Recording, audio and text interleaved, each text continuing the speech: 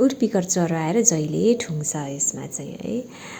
यो चरा देख्दा अनि यो आवाज सुन्दा मलाई मेरो बाल्यकालको एउटा क्षण याद आयो। त्यो दिनहरू याद आयो।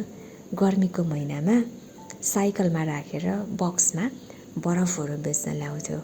पर कतै त्यो बरफ बेच्नेले बजाएको डमरू पटपट आवाज सुनेर चाहिँ यहाँनिर पैसा मागिन्थ्यो आमा बुवासँग। बरफ आएछ भनेर कस्तो खुसी लाग्थ्यो है दिउँसोतिर।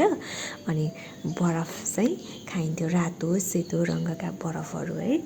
अनि त्यस्तै पटपट आवाज ल्याउने यो उडपेकर चरोले पनि त्यसरी नै त्यो दाउरामा ढुङ्गेर कटकट गर्थ्यो कि। अनि कहिलेकाहीँ त झुक्क्याइदिन्थ्यो, ए बरफ आएछ भन भरे चराले त्यस्तै आवाज निकालेर चाहिँ ठुँगेको हुन्थ्यो कि। अनि मलाई चाहिँ याद आयो त्यो दिनहरू है। हेर्नु न यहाँ झ्यालमा आएर यो चाहिँ ठुँगे गर्छ यो चरो। कस्तो टिको चुच्चो सानो छ चरा, चुच्चो चाहिँ फेरि कति लामो छ कि।